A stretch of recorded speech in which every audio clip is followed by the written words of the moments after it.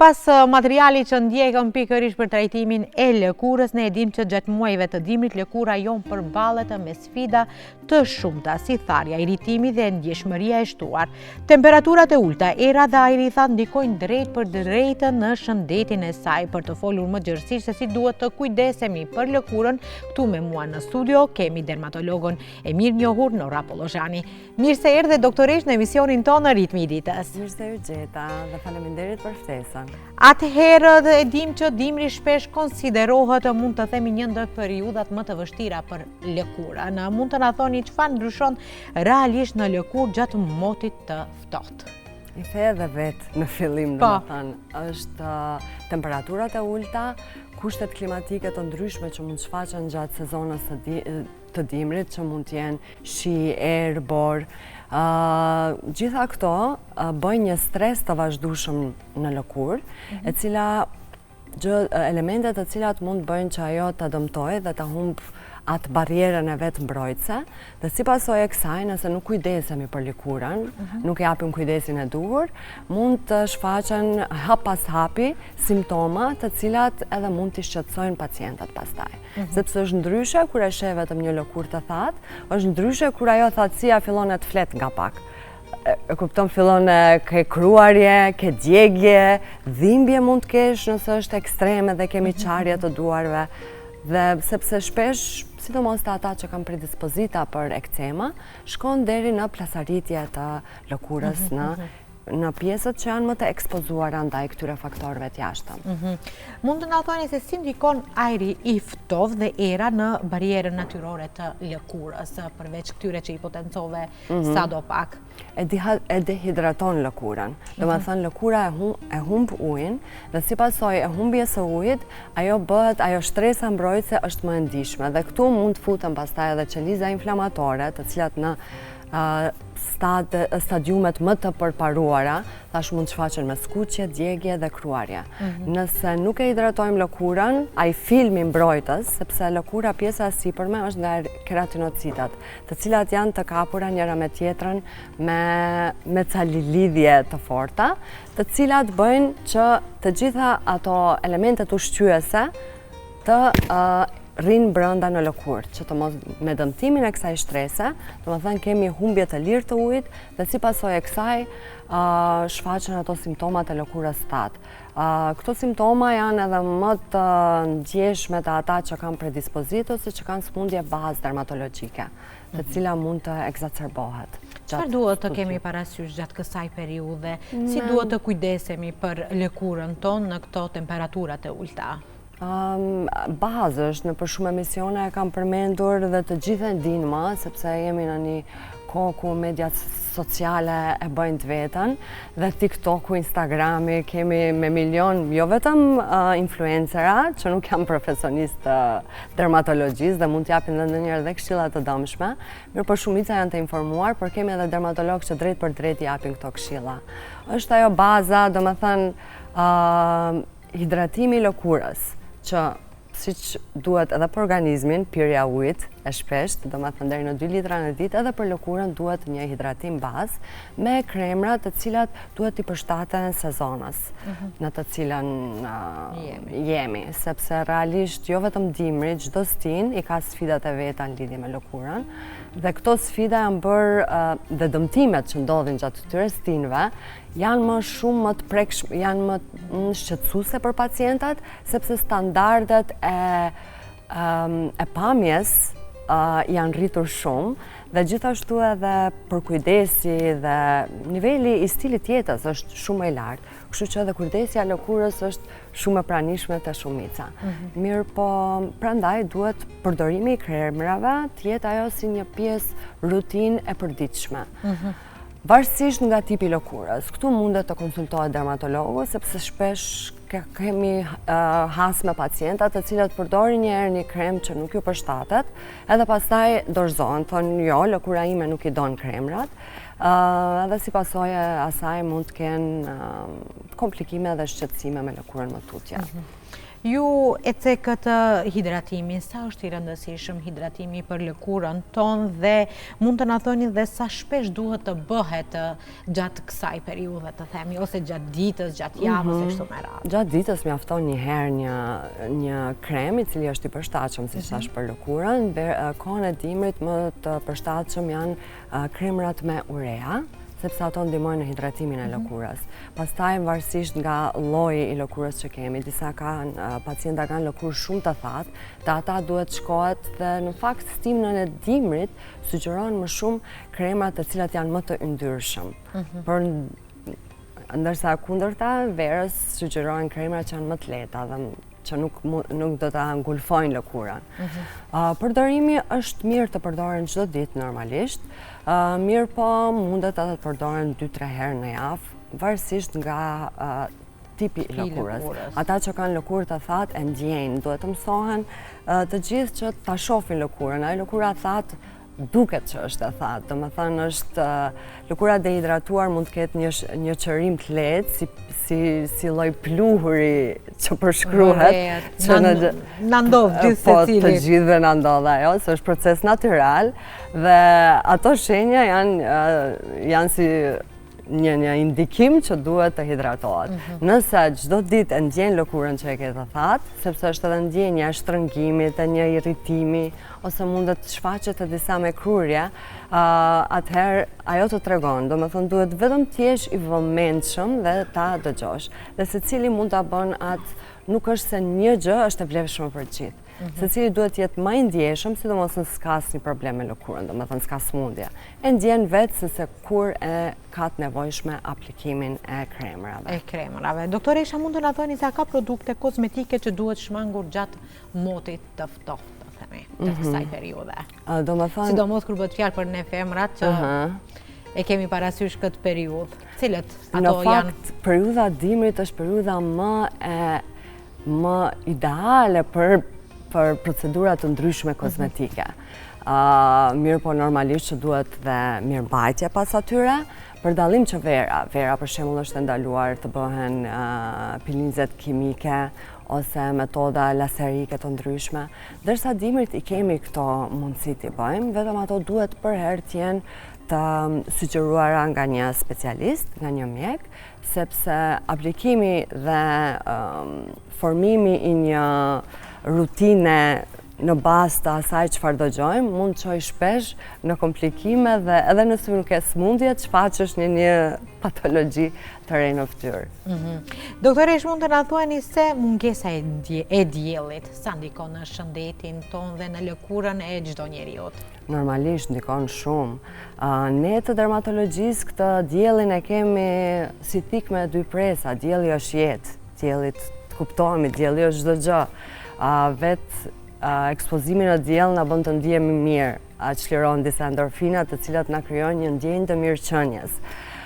Mirë po për lëkurën dielli ka edhe atë efektin negativ nëse shohim në ekspozimi kumulativ në diell, sidomos dhe djegja e shpeshtë e një personi gjatë periudhës së jetës së tij e rrit rrezikun për kancerin e lëkurës. Dhe për ne si dermatolog është shumë e rëndësishme të mobilizojmë popullatën dhe për herë shfrytëzojmë çdo dalje në televizion, gjithë dermatologët shfrytëzojnë që të tregojmë sa e rëndësishme është mbrojtja nga dielli. Dhe është shumë e rëndësishme. Gjithashtu dhe për ata që përkujdesen për plagjen e lëkurës, dielli bën dhe plagje më të shpejtë të lëkurës, nëse ekspozohemi pa mbrojtjen e duhur. Ndërsa mirë po është më e rëndësishme dhe më etike është kanceri i lëkurës. Kështu që unë gjithë pacientave të mi ju sugjeroj që të mbrohen gjatë verës dhe gjatë dimrit. Sepse siç thash, është njëra që është djegja dhe është tjetra që është ekspozimi kumulativ gjatë gjithë vitit. Prandaj duhet të kemi një mbrojtje me SPF. Ne gjatë të verës kemi dëshirë që të marrim në ngjyrë, sidomos në për plazhe kur shkojmë dhe dalim në diell, por gjithsesi duhet të mbrohemi, të kemi krema mbrojtëse. Mund të na thoni sa është e nevojshme përdorimi i kremit me faktor mbrojtës nga diellit edhe gjatë dimrit? Po, sa po e thash. Po. Për personat urban që lëvizin, që janë në lëvizje gjatë ditës, edhe gjatë dimrit kemi një ekspozim ndaj një UV indeksi, mirë po gjatë dimrit preferohet të përdoret krem me SPF më të ulët, si që është 30, ndërsa gjatë verës me 50. Kështu që po, edhe gjatë dimrit preferoj të paktën në fytyrë, sepse në për trup nuk është e nevojshme realisht, sepse jemi të mbuluar nga gjitha anët. Mirë po, në fytyrë po. Si duhet të mbrohemi, të themi lëkurën, të mbrojnë pjesët më të ndryshme, të themi si që është fytyra, buzët, duart, e kështu me radhë. Çfarë duhet, si të mbrohemi në këto pjesë më të ndryshme të trupit? Sidomos duart, e dim që gjatë për duart nëse është për sa herë duhet përdoret kremi, nëse për trupin vlen një herë në ditë ose disa herë në javë, varësisht prej nevojës personit, të duart duhet ta kemi në xhep kremin hidratues dhe ta aplikojmë gjithkohës. Gjithashtu duhet dhe mbajtja e dorezave normalisht, sepse nga ekspozimi i temperaturave të ndryshme, sidomos të ulta e kisha fjalën, të ndryshme, mundet të personat që janë më në mosh, mund të kemi probleme të cilat shfaqen nga ekspozimin e temperatura të ulta më gjatë. Të cilat kryojnë patologji, të cilat për ata pacienta janë problematike. Kështu që për herë duhet përveç se hidratimi të kemi edhe mbrojtje fizike, si që janë dorezat, shalli, ndërsa aplikimi i kremit mjafton një herë në ditë, ndërsa kemi zona më të thara, mund të kemi një krem që aplikojmë gjatë ditës nëse shohim se kemi nevojë, për shembull buzët. Buzët që i kemi. Cilat personat janë më të rrezikuar nga problemet e lëkurës në dimër, të themi fëmijët, të moshuarit e kështu me radhë? Fëmijët edhe të moshuarit, edhe të më shumë, unë si dermatologe shohat pjesën e patologjive, do më thëmë fëmijët, sidomos ata që janë me diateza atopike, dermatiti atopik, gjatë sezonit të dimrit, dermatiti mund përketësohet shumë, për shkak të thatësisë së ajrit, sepse thatësia e ajrit nuk është vetëm jashtë, është edhe brenda nëpër shtëpi, sepse përdorim metoda të nxemjes, të cilat edhe më shumë e thajnë ajrin. Dhe te këta persona mund të kemi eksacerbim të sëmundjes bazë që ka pacienti. Te personat e vjetër, gjithashtu ata vetë e kanë lëkurën ajo lëkura i hup ato elementet e një lëkure të re, do më thënë vetë ju është e dehidratuar gjatë gjithë vitit. Ata jo vetëm dimrit, për duhet gjatë gjithë vitit një kujdes i veçantë me lëkurën, sidomos për ata që janë diabetik ose që kanë sëmundjet lëkurës si që është psoriaza, duhet me të vërtet për ata hidratimi dhe mirë mbajtja lëkurës është shumë e rëndësishme. Nëse për dikë është që mos shfaqet në një kruajtje ose lëkure thatë, që është diçka e thjesht, për ata mund bëj përketësim të sëmundjes të tyre, e cila mund çojë në trajtimet gjata, të kushtueshme, stres për vetë personin dhe për vetë organizmin. Prandaj, për ata hidratimi është jetik.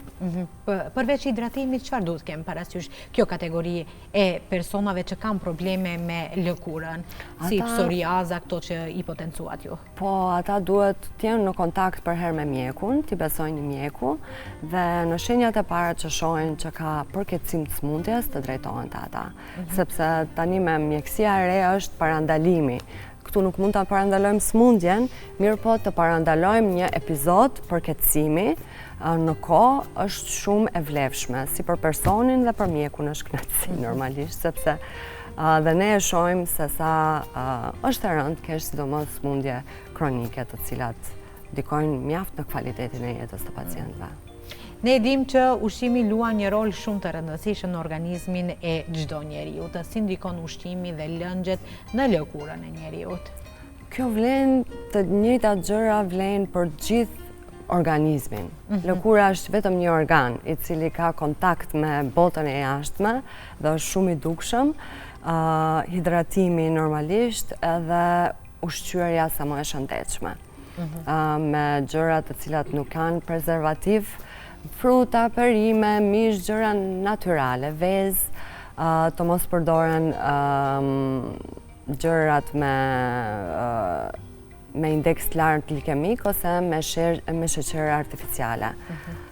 Sheqeri artificial është, domethënë, armiku më i madh i gjithë mjekësisë realisht, sepse shumë probleme fillojnë bashkë nga edhe të ata që kanë predispozita, mënyra e keq ushqyerjes ndikon që në shfaqjen dhe në agravimin e shumë sëmundjeve.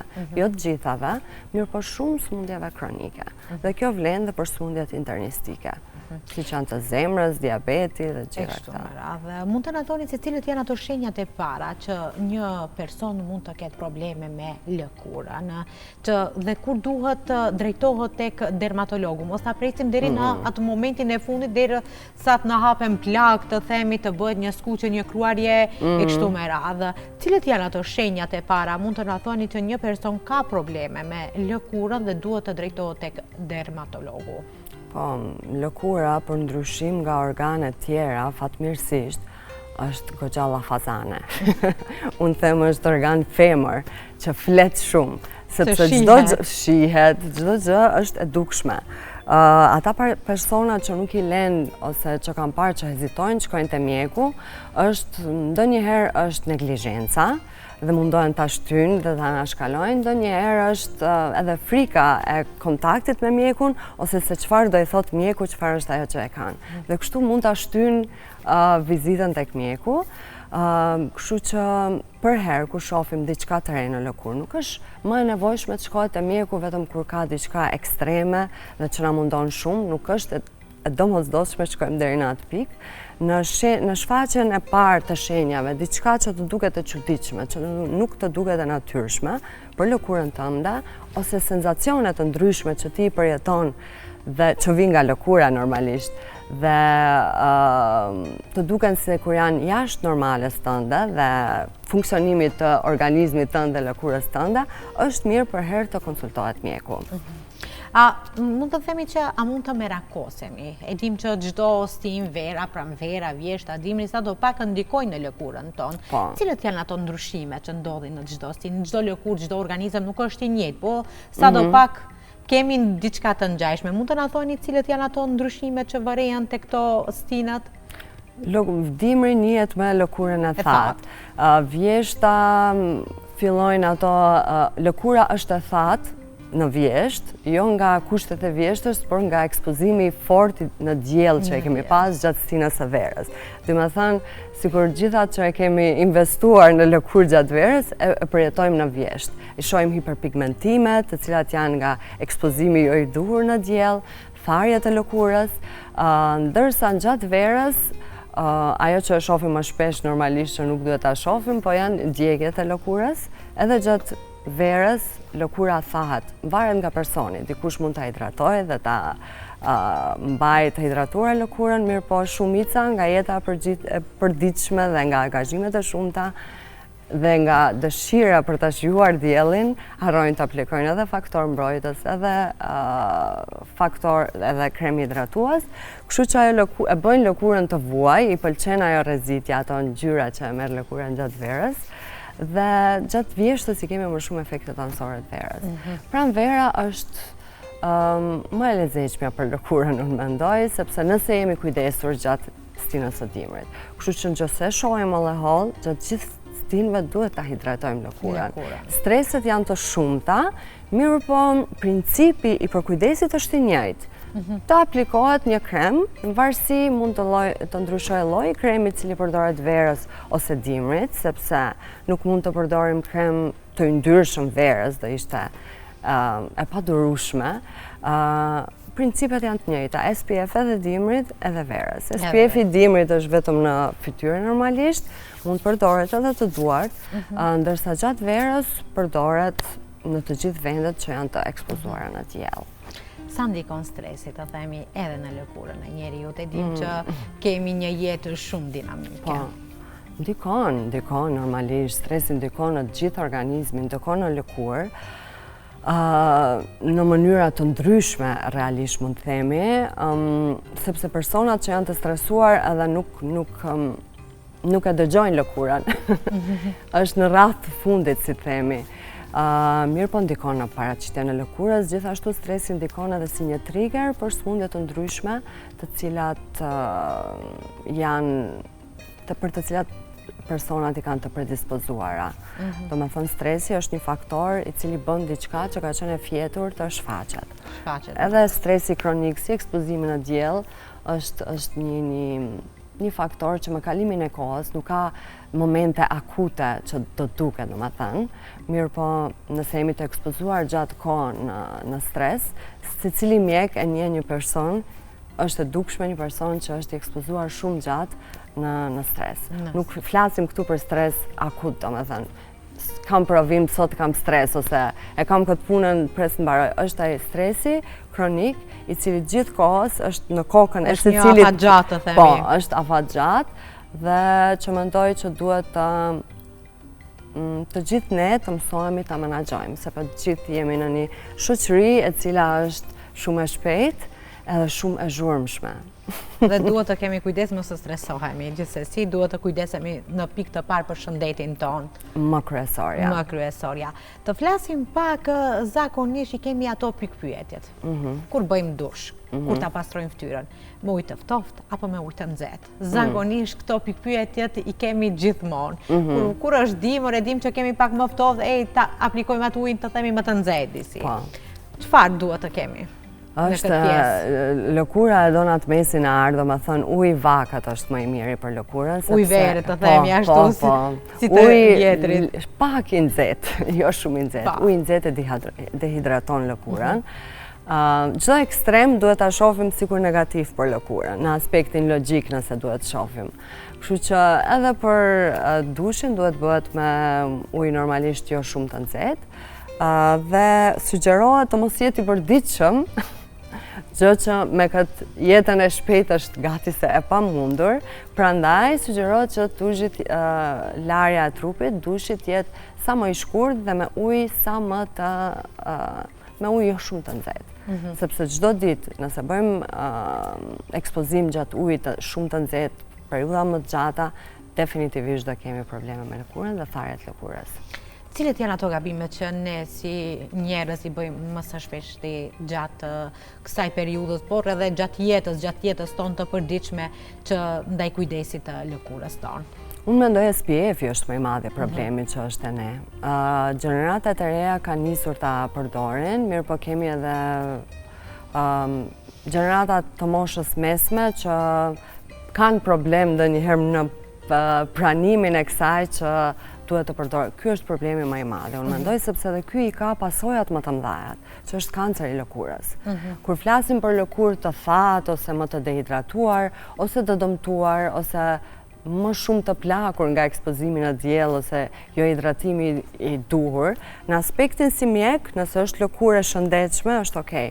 Mirë po kanceri i lëkurës, ajo që mund të ndryshojë jetën e dikujt, nëse e din që prevenohet me aplikimin e një kremi me faktor mbrojtës, për mua është shumë e rëndësishme. Dhe në Ballkan, përgjithsisht, ka një rezistencë në disa grup mosha të caktuara për aplikimin e përditshëm. Mirë po, pjesa jonë është përveç se diagnostikimi dhe edukimi i pacientëve, kështu që gjithë unë dhe kolegat e bëjmë vazhdimisht këtë informim, sepse është i rëndësishëm. A duhet të themi të bëjmë kontrolla, analizat të ndryshme tek dermatologu, vetëm kur kemi probleme? Apo duhet zakonisht pak të një herë në vit apo 2 herë në vit, edhe pse s'kemi asgjë në lëkurë, po të bëjmë një kontroll për të parë se në çfarë gjendje kemi lëkurën tonë? Në gjendjet lëkurës tani ka si mjek, në aspektin mjekësor, se ngella të thënë ka si mjek. Mirë po du ta cek që është e rëndësishme, mundesh sa herë të duash të kontaktojsh, varet nga pyetjet që i ke dhe dëshira që ke për diçka ose informimi për një gjendje caktuar. Mirë po një herë në vit është e detyrueshme tek ata personat që kanë më shumë shenja dhe nishane, kështu që është e preferueshme të paktën një vit, ndërsa ata që kanë më shumë nishane në fakt edhe në 6 muaj të bëhen vizitat për evaluimin e atyre nishaneve dhe të shohim nëse ka ndonjë ndryshim që mund të na shqetësojë. Kjo është diçka që është e domosdoshme, mendoj, posaçërisht ata që kanë në familje kancer të lëkurës, ndërsa për personat e tjerë vlen sa herë që duan, kanë shqetësim ose thjesht duan të informohen për një gjë të caktuar, munden lirisht ta kontaktojnë mjekun. Ndërsa të bëhen analiza të detajuara, nuk kisha thënë që është e domosdoshme, sepse siç tham, duket.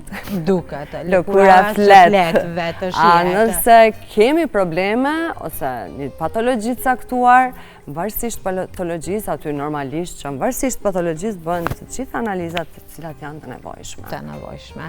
Dhe në fund, doktorisht, një këshill se si duhet të kujdesemi për lëkurën tonë, çfarë duhet të kemi parasysh, cila do të ishte këshilla juaj si një dermatologe?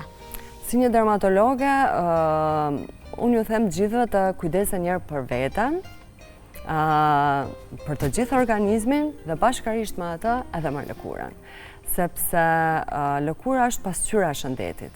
Do me thonë, nuk mund të kemi një lëkurë të shëndosh në një shëndet që nuk është në maksimumin e vetë. Kështu që të përkujdesen për shëndetin e vetë, mendor, të përgjithshëm dhe gjithashtu edhe për lëkurën. Tjetë kjo si një përmbledhje gjithë sistemeve. Gjithë sisteme, një mesazh, do më thënë. Sepse nuk shkon njëra pa tjetrën. Unë mendoj edhe nuk funksionon. Kështu që të jenë më prezent në çdo moment, edhe të dëgjojnë veten, edhe lëkurën, po edhe veten në gjëra të caktuara. Të faleminderit të shumë për gjitha këto këshillat, për gjitha këto informacione që i dhe pikërisht për lëkurën, se si duhet të kujdesemi në këtë periudhë. Për të folur për lëkurën kemi edhe shumë kohë, shumë duhet, kemi një minutazh të përcaktuar sa i përket emisionit ton, kështu që shpresoj dhe besoj që në të ardhmen do të flasim edhe për gjëra të tilla pikërisht kur bëhet fjalë për shëndetin e njeriut. Ju faleminderit edhe një herë që ishit pjesë e emisionit ton në Ritmi i ditës. Faleminderit gjithashtu për ftesën.